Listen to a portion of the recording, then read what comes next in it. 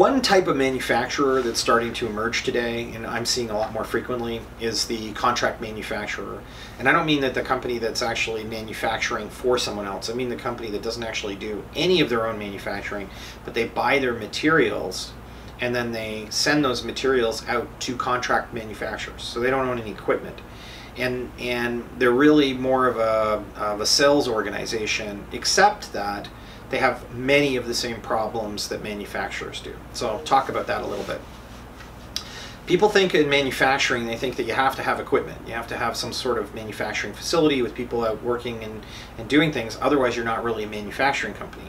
But the reality is that from an ERP point of view, the challenge with manufacturing is the inventory control and the scheduling and capacity alignment. Meaning, I have to make sure that the goods that I need in order to assemble or produce my product are present when I have scheduled my people or my machines to work on that. And if they're not all present at the same time, for the cost of a $1 part, I may be incapable of completing $1 million machine. The typical example of that is MRP. MRP is the software module that's used to kind of try and coordinate all of the materials coming in so that they arrive more or less at the same time in the right quantities, and they can be processed through the production manufacturing process and make my finished good.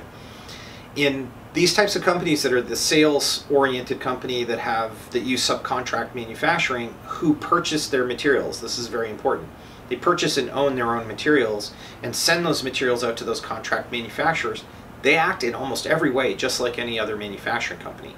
The coordination of the material purchases, the need to do MRP, often the requirement to do very complex inventory control, particularly since they have virtual warehouses all over the place where they're storing their material, often at these contract manufacturers, and allowing the contract manufacturer, for instance, let's say you were making a product that you were mixing together and then putting in bags, and you had a main raw material that you brought in frequently, but you had a sort of a sub-material that you mixed in, something that stabilized the main material.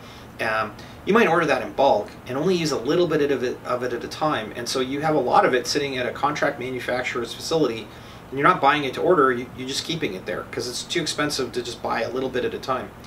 Controlling the inventory of that becomes really critical, because all of a sudden one day you sent an order down to them and said, can you produce this? And they say, no, I'm out of raw material X, whatever that is.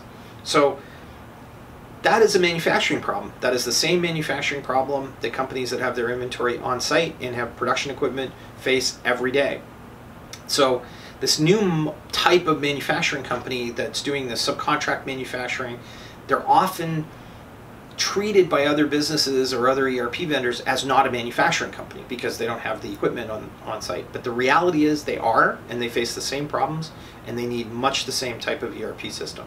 So that's just a little bit of a rant on a new type of manufacturing that I'm seeing more and more frequently today, and the fact that I think cloud software is fantastic for them because they need a distributed data spread around to a bunch of different stakeholders that may not all be in one facility or one place. They really need to use the internet to disseminate all of this information. Anyway, thanks very much for listening, and I'll send another rant your way soon.